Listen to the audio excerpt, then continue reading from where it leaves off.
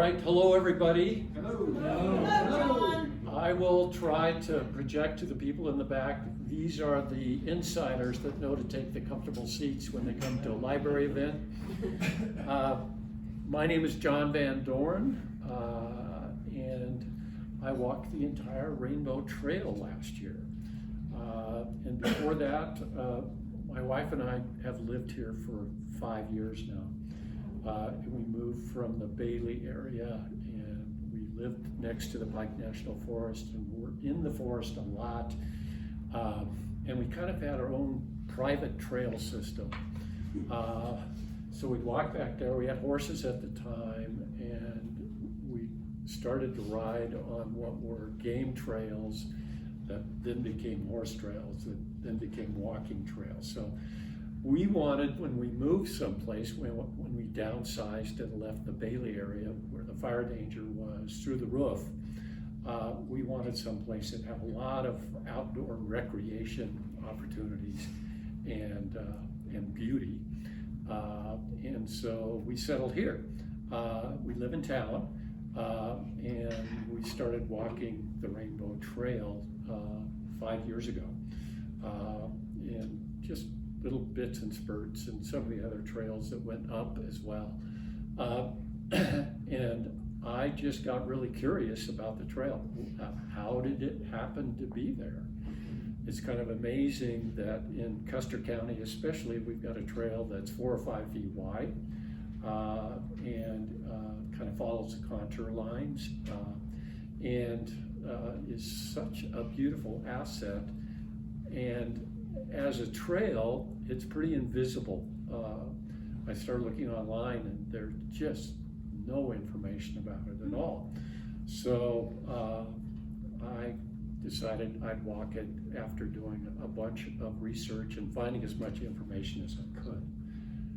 So, but this, if you know Shelley Larson, that is Shelley standing like a statue looking at the Wet Mountain Valley. That is not Shelley. Who is that? That is Brianna, the wife of the person who did the content shoot. That isn't Shelley. Oh, well, We want it to be Shelley. we wanted it to be Shelley.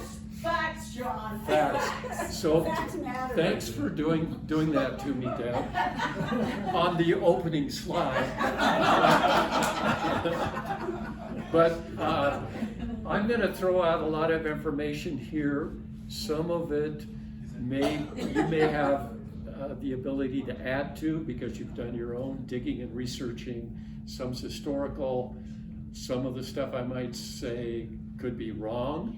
Ed Adams. So let's start here. And I apologize for this. This is just kind of a timeline I put together a long time ago as I was beginning to look at the history of the valley and how that related to the Rainbow Trail. So I'm not going to read every bullet point on every slide in a slow, monotonous voice. But I think the backstory for the trail here, how did it come to be? The big wave of immigration into the valley was post-Civil War. And at that time, that's the European invasion, Europe was pretty full, had reached its pre-industrial revolution carrying capacity. Most of the land was owned by the nobility. There was very little opportunity. The landowners had the water rights, the timber rights, the hunting rights, the farming rights, and for the common man, there wasn't much opportunity. And so across the ocean they came, and after the Civil War, they started arriving in the valley. And it was a kind of a period of euphoria. They arrived here and they had all this land and all this opportunity. And at that time, the forests were actually called the forest reserves. And nobody was regulating what happened in the forest. So there was just all this freelance logging and grazing and mining. And if you're familiar with what it looks like out there when you walk the Rainbow Trail goes between these roads. How did those roads get there in the first place? From what I can tell, most of them are old mining roads. South Colony, Forest Road 120, was the Queen Anne Copper Company put that in initially. Hermit Pass Road, that was the Hermit Copper Mine.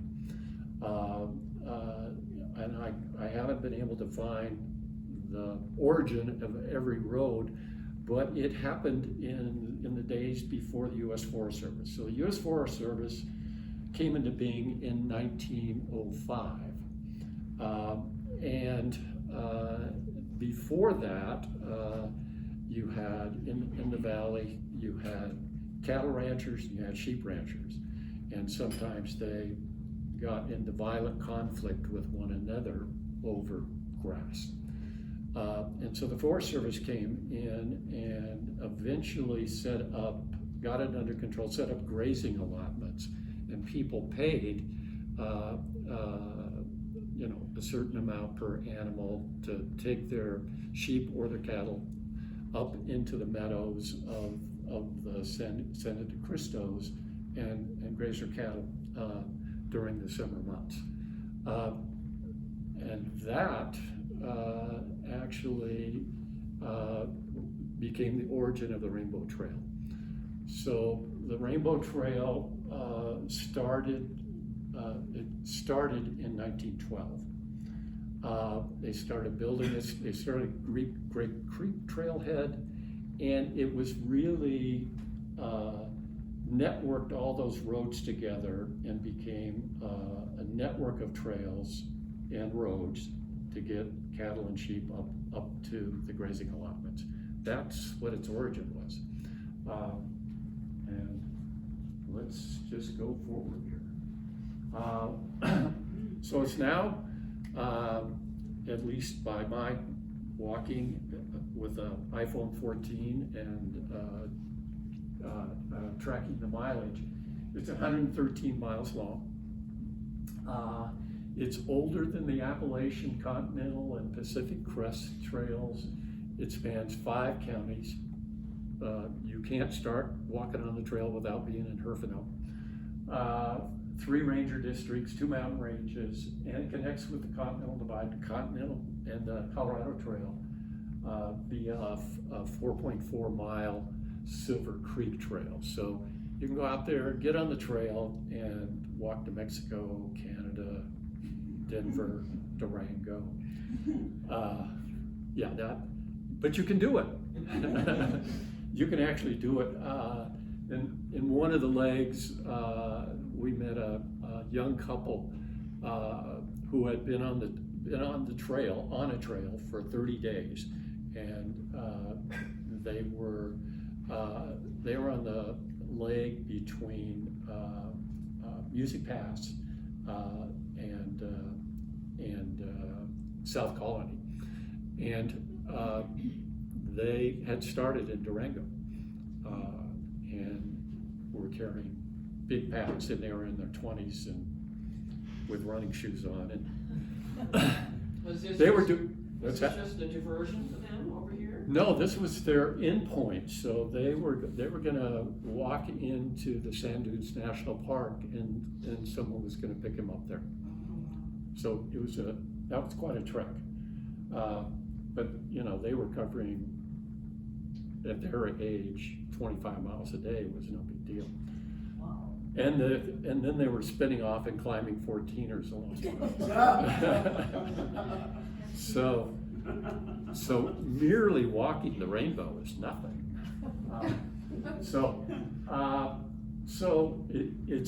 It's really it's a completely different perspective when you're on the rainbow and look in the opposite direction. We're all used to sitting down here in the valley and and looking at that beautiful mountain range and offset by the agricultural valley.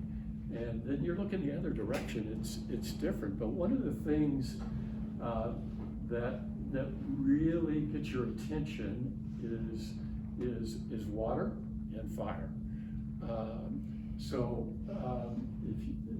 It's about 425,000 feet of acre feet comes off in Custer County in our section. It's way wetter in Custer County, more stream crossings, more water coming off the mountain before the trail kind of starts to bend. Here's a nice little map that everybody can't see, but it really horseshoes around, and at the end of the trail you're headed south, and at the beginning of the trail you're headed north. And at the end of the trail you're actually looking back at the other side of the sand grains. You're looking at the San Luis Valley, and there's a lot of changes in vegetation and terrain as you walk it. You're looking down at this valley, and you're really seeing this incredible watershed and how green it is and how much water's coming off. You want to kind of understand why ranchers was old range. And so I'm just going to go through it leg by leg. I didn't walk this in sequence, but the way I walked it is if you started at the very beginning and walked the same direction I did, that would be what it would look like if you walked the whole trail and backpacked it. I kind of timed what sections I would walk based on, I didn't want to walk a burn scar in August. Those are places to avoid. But I did walk one that was too hot, and we'll talk about that. It's very different. So that's a sign at the very beginning of the Rainbow Trail, and it's roughly on the county line between Herfield and Custer County. It says it's 3 miles. It was 4.6 miles. A lot of the old signs, especially, are I don't know how they figured their mileage, but Optimistically.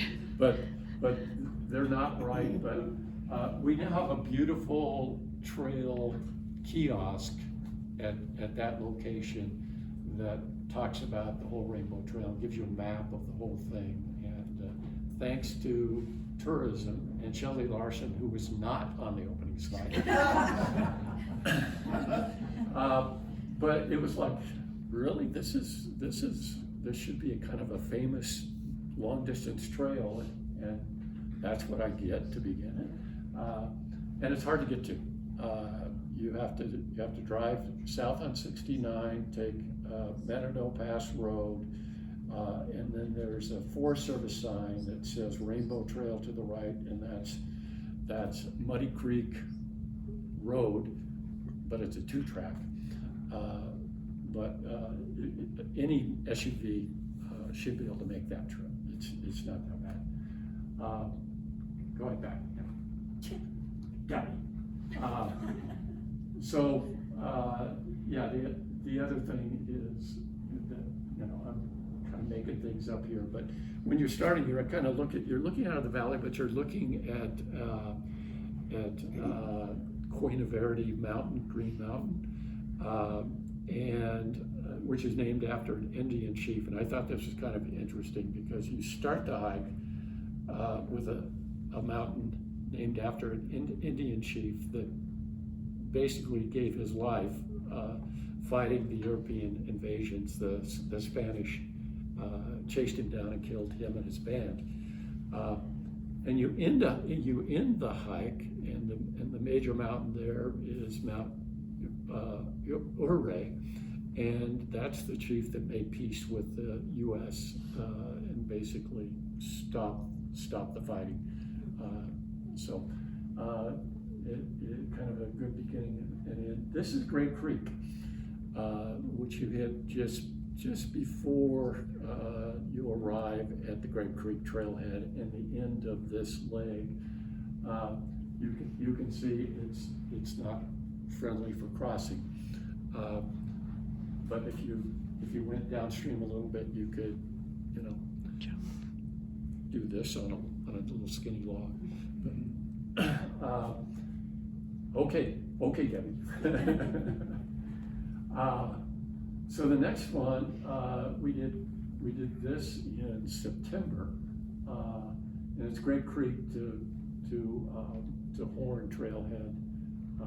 That's 15.2 miles, but it's another half mile to get down to where the car is going to be. It's actually a very, very beautiful walk, and this particular, I think this is Middle Colony Creek.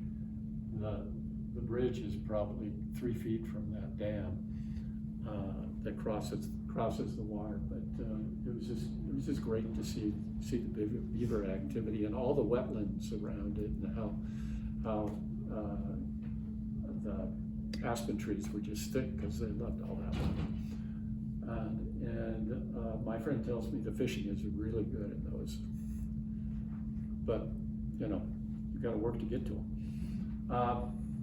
So that's just a typical view of that trail. That was one of the days we got rained on. It was just slightly raining. That whole hike, which was maybe good, kept us cool. And I think the average age of the people on the hike that day was about 75. So.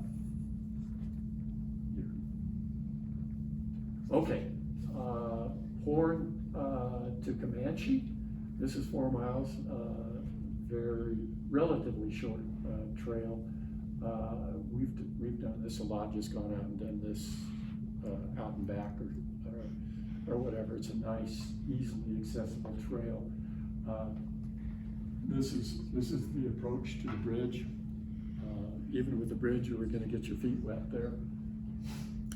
Last year, we had that big dump in the spring of like 3 feet of snow, and so there was a lot of water coming off the mountain, and that was even in June. A lot was coming off, well, especially in June. This is Comanche to Gibson, and that's me. This is actually one of my favorite legs to walk. I think just walking this from Comanche, and then when you hit Hermit Pass Road, just walk down Hermit Pass Road and get picked up. That was the most interesting, beautiful part of the trail for me. The photo in the middle, that's Middle Taylor, and that's North Taylor, the bridge. And you can see the water's almost up, taking out the bridge at that point in time. If you know the term forest bathing, okay, we got some nodding heads. This was my favorite forest bathing stretch of the trail. There's a lot of really good ones, but I don't have any experts on forest bathing. Paul, are you an expert on forest bathing? No, I can't get you up talking then. No. But anyway, you've got this. I think the term is mycelium, which is in the ground. That's where the mushrooms come from, and it's this huge network that connects to the roots of the trees, and so you're actually walking in this huge energy field, and because there's electrical impulses going from the tree roots to this mycelium. And there's a book in the library that isn't available today called The Hidden Life of Trees. And I would suggest if you like walking on the rainbow, you want to read that book, because you're walking in that energy field. And you actually feel energized by that. And when you get into a burn scar, you don't feel energized. So there's private property. This is Gibson to Duckett. So there's in two places. In Fremont County, there's a section on private property. And here in Custer, there's about a 5.5 mile section on private property. And they put up a lot of signs because people get confused about where the trail is, and they ended up. Just move over. You're out of the frame. Thank you. Told you to put an X on the floor. So I thought that was interesting. It'd be good if we could get the trail off private property. Again, you get such a different perspective from the rainbow, looking back the other direction at the valley, and you're looking at cinder cones from a more violent volcanic past, and you can really see the step up from the irrigated valley to the sagebrush portion of Custer County, and of course that's where Grape Creek is running along the side of that. And occasionally you're looking down at houses that are in the woods there in that little strip of forest that's private. Bring it on. So this is Duckett, the big cottonwood, and you're starting in the Duckett Creek burn scar, and this is where you step out of Custer County, and it goes from 4 to 5 feet wide to a single track trail, and it happens right there. So the ATVs are not allowed, but motorcycles are allowed after that. And then you can see once you get into the Hayden Creek burn scar, which well, you can't tell when you left the Duckett Creek burn scar and entered the Hayden Creek burn scar, but that boundary between those two fires is in Custer, and then you continue with the Hayden Creek, and that's the next leg as well. But you can see it's pretty devastating. There's been in the Duckett Creek burn scar, there's been some regeneration. You'll see some new growth of aspen and also conifer. And this is big cottonwood Hayden Creek. So the Rainbow Trail, because of the Hayden Creek burn fire, had to be rerouted because the flooding after the fire just kind of wiped out the trail in a number of places. And so they rerouted it and added mileage to it. This was a 10.7 mile stretch, and we have Suzanne McAllister right here. Did you get permission from her? I confirm that is me. I got a commission to photograph her from the back. So, I always had somebody with me, at least one person with me. Debbie wouldn't let me go alone, so, which was probably wise. This is a brand new bridge over Hayden Creek that really got scoured out after the burn. And this is the only bridge that's not in Custer County. And it was dry. So Hayden Creek to Kerr Gulch, this is a very, very different vegetation. You're out of the burn scar at this point in time. Kerr Gulch is, the trailhead there is off of 50, and it's a 5-mile road that is 2-lane, and a lot of clay in the road, so if you don't want to use that road after a heavy rain, because it's going to be like snot. But one of the things we found is in Custer County, you have really awesome access to the rainbow. So almost the furthest you're going to walk is a half a mile to get to the rainbow from where you park your car, and a lot of places you can park right next to it.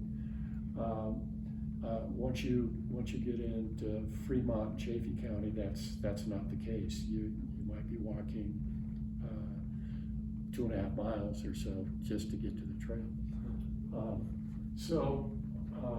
And that's Janet, I think. Thank you, Suzanne. You fast forwarded. No, I didn't. Oh, no, you didn't. No, this is Janet Rhodes, Yeah. trying not to get her feet wet, who joined me on a few of the legs.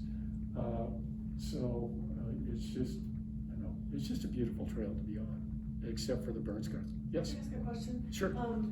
Each leg you've got how many miles, but that does not include from where you park to get to the trailhead, or does it? That does not. Okay. It is just as if you stayed on the rainbow. So where I ended on the rainbow, went back to that X on the ground and started the mileage tracker.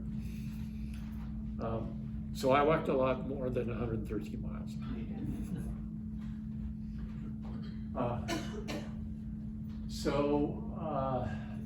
Kerr Gulch to Bear Creek.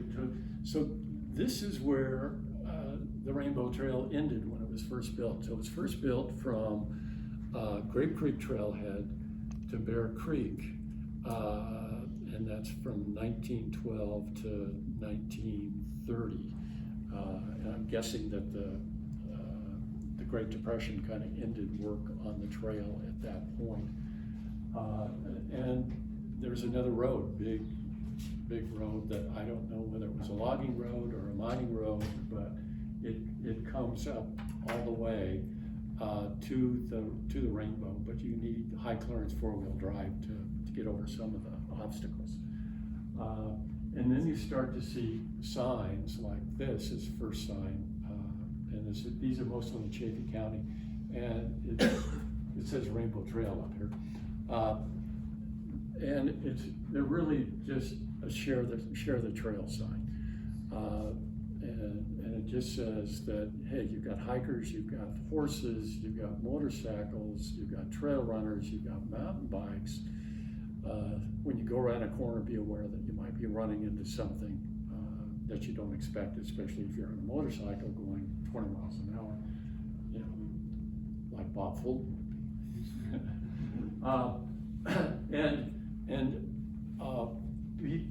Between actually a little bit after the Gibson, once you get past the trail that goes up to the lakes, and here, you're hardly going to see anybody. Really, very few people on the trail. But once you get here, now you're in the town of Salida's influence. So we start to see lots of hikers, lots of mountain bikers, trail runners, people that are younger than 70, and motorcycles. But from there till the end of the rainbow, there's a lot more people, and because you've got that population there, and you've got much younger people that are doing things like running an entire trail. Okay, thank you, Debbie. And there's your first view of Salida from the trail. So this is from Bear Creek Trailhead. I should say at Bear Creek Trailhead, you get to the lower trailhead on Fremont County Road 101 off of 150. You drive in, and there's something called the Columbine Trail that goes up to the Rainbow, and then that's to the right, and then to the left facing the rainbow is that road, which becomes Forest Road 101 that goes up there. It's a really, really nice loop trail, and you can get to it with any vehicle, and you can go up the road and get the rainbow and come down the Columbine, or do it the other way around. And so there were people that were just going and doing that loop. So if you're looking for a nice loop trail that's not too difficult and puts you on the rainbow for a few miles, that's a great way to do it. You see a little bit of this is the Decker Fire, which is much less devastating than the Hayden Creek Fire. There's a lot of patchwork there. So you see a patch of burn, then you see a patch of unburnt ground. So it's going to recover nicely there. And great forest bathing once you get up there. Okay, number 10. This one you get to on County Road 108 in Chaffee County. You can park down below, but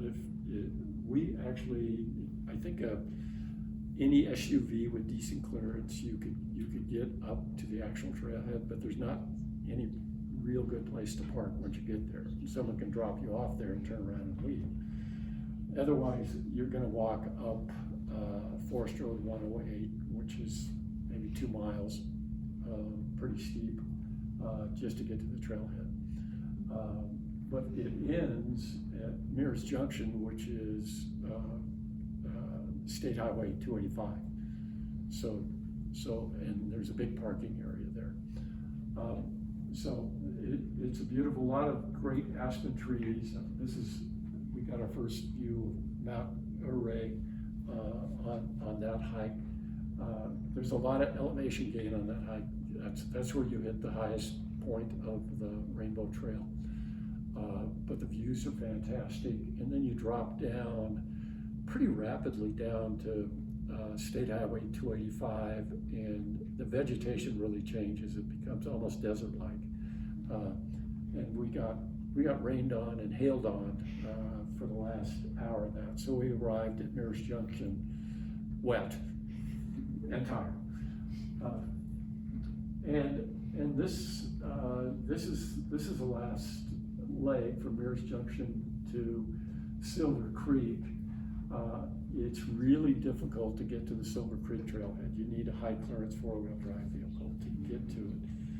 So I did that one with Suzanne, and at the end we high-fived each other.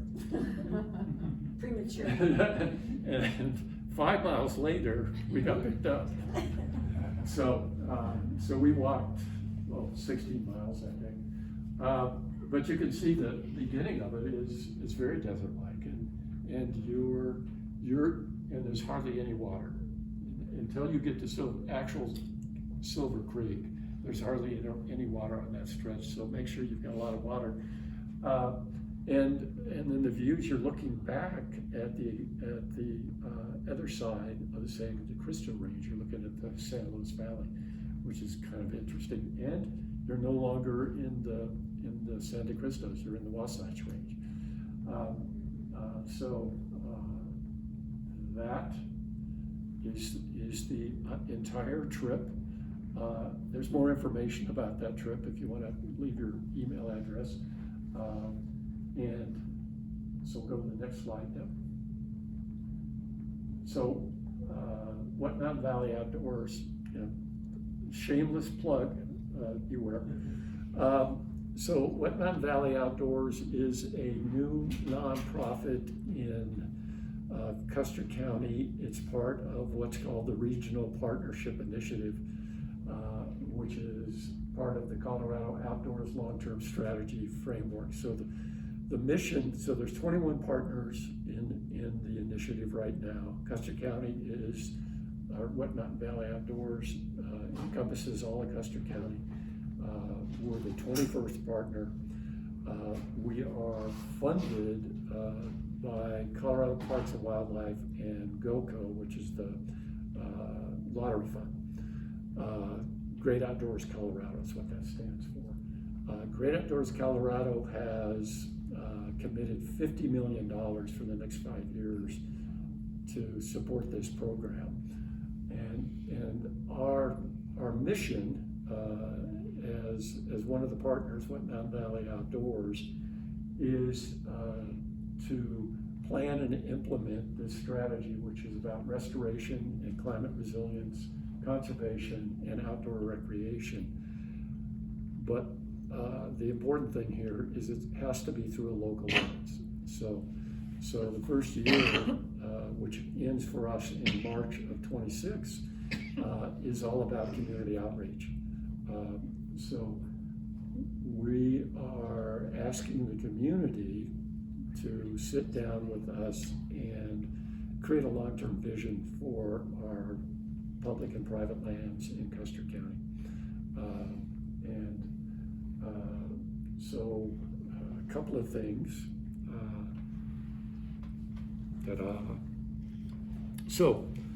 if you want to take one of these, there's two things that are going on right now. There's an outdoor recreation survey that we've already got over 200 responses to. There's a short version of that and a long version of that. So it's a way to get your voice heard in that survey about what you think is important. There's a lot of questions about outdoor recreation primarily in this. So if you would do that, that would be awesome. And then our first major community meeting is August 6th at Lang Hall, spelled incorrectly. Debbie, I pointed that out before Deb Adams could. So it's going to be a really interesting session, and that it's not going to be like this where you got seats facing somebody talking. We'll have individual tables, group tables, and you'll be working together on what's our vision for in a relationship to the land long term, and what are the projects that we need to be concentrating on. And people ask me, well, what kind of projects do you think are going to be? And I say, well, that's going to be up to the community, but I think wildfires are going to come up, and I think the fact that Lake Deweese has a toxic algae bloom every year is going to come up as something we might want to do something about. So y'all invited. It'll be, as Shelley Larson, who was not on the first slide, says, there will be snacks and refreshments if you get there early. And now, anybody have questions? So as you were walking each leg, Yes. You had a drop off and then you had a pickup person? We call those people the trail angel, and the trail angel in this case was my wife. Yes, but it's really hard to do it without that. Even if you're walking the whole thing, I had a woman who came in through our new website, and so there's now a beginning of a website for the Rainbow Trail. It has an online presence, and she came in through that website and said she wanted to walk it, and could she get more information? So I sent her my journal of the walk, but then she got back to me. She said, I really need some help dropping me off at the beginning, and then I'll leave my car at the end, but who can I get to get started? There's a whole group of, they actually call them trail angels, associated with the Continental Divide Trail and the Colorado Trail, that will help people do that.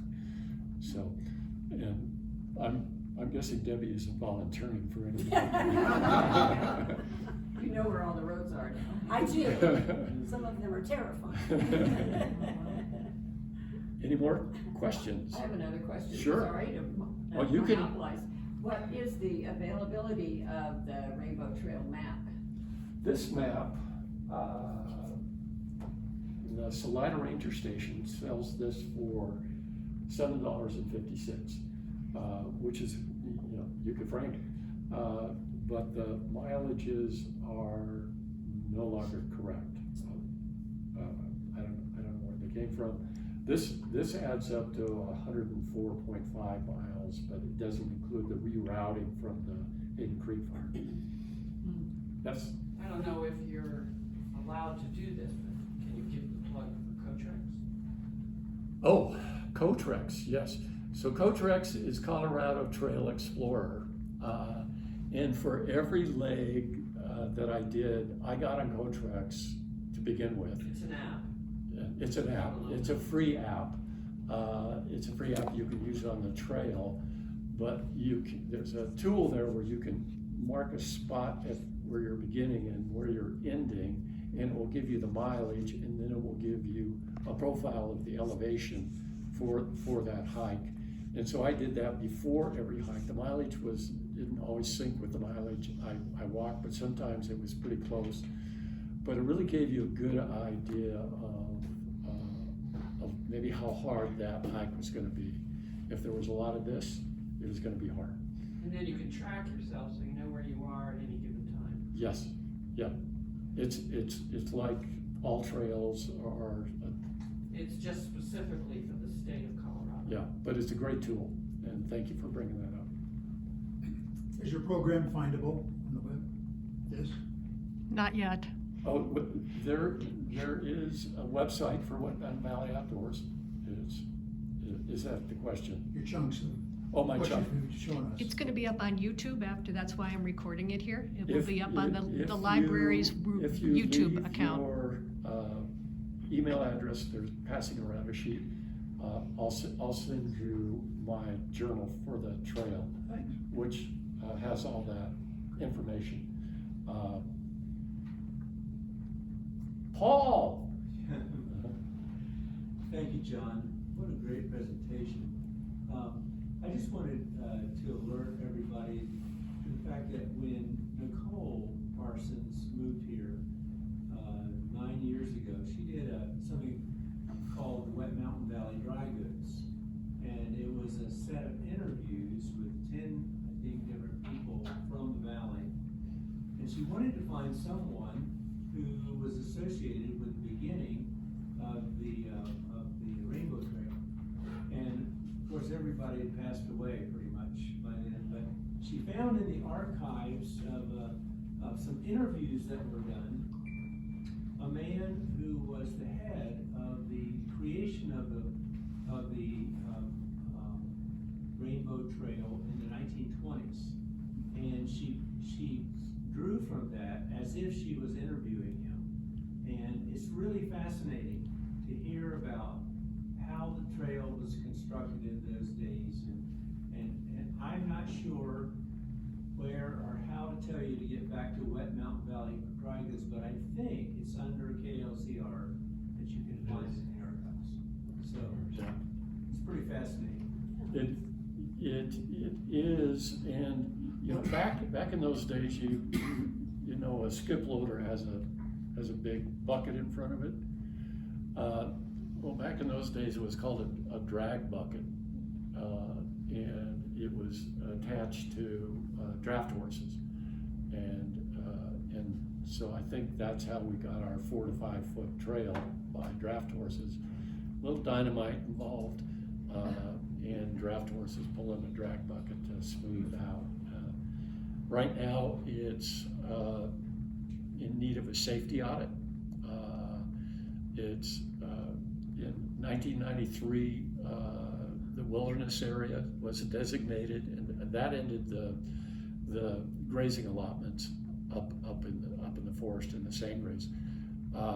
But the Rainbow Trail was kept out of the wilderness area so motorcycles and ATVs could use it. My experience is I don't see in Custer County anywhere, I don't see many motorcycles, and most of the ATVs I see are in hunting season. But there are places on the Rainbow Trail that are, I would say, dangerous for a motorcycle or an ATV. The trail is missing on the downside in places where you could roll over, and in some places it's so steep you could flip backwards on a motorcycle or an ATV. So there's work to be done. So that's one of the things that Wet Mountain Valley Outdoors would like to do is a safety audit. You must have a question, Lucas. So, where the fires have been through, especially Duckett, what's the reintroduction of beavers to that area to get that area to hold that water there, replenish the? Well, I think, yeah, the whole topic of beavers is kind of interesting in terms of the watershed.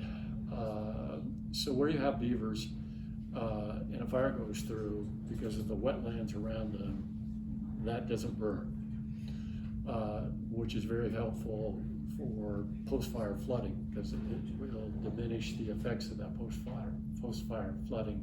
The other thing is the dams slow the water down and release it from the mountains in a more controlled way for irrigating the valley.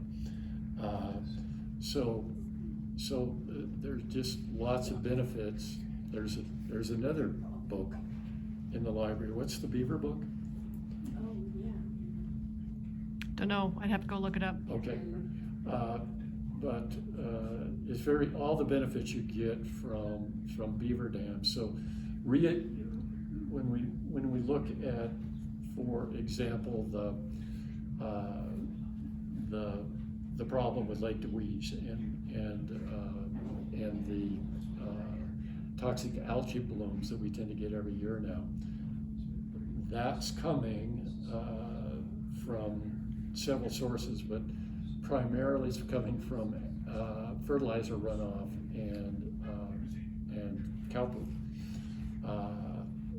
So that flows in there. So if you go back to when we first arrived here in the valley, there would have been hundreds of beaver ponds in the valley, and all the streams would have been tree lined, and you would have wetlands and waterfowl coming in, and over the decades we removed all of that to make room for more forage for sheep and cattle, and so our riparian areas, the areas adjacent to each of the streams coming through, are often very degraded. And so that's part of the problem. So if you reintroduce beaver to the valley, you could begin to diminish the amount of agricultural runoff that actually got into Lake Deweese. But that's a hot button issue with the ranchers. So I asked somebody, we have coalition partners, Wet Mountain Valley Outdoors. I asked one of our experts, that coalition partners that's an expert in watershed kinds of stuff. I said, what would it take to do a really comprehensive study and create a plan to eliminate that toxic algae bloom and improve the health of the streams? And he said somewhere between $250,000 and $500,000. And so that is something in the future we'd certainly like to do. No one rancher or farmer can solve this problem. It's got to be a group effort, and it's got to be funded not by individual ranchers and farmers, but some other way. So, but I don't think nobody wants the toxic algae bloom or Grape Creek that's deemed impaired by the EPA. Nobody thinks that's a good idea or a healthy thing, but how do we mitigate that and get those waterways in that watershed healthy again? That's the question, without pointing fingers at anybody.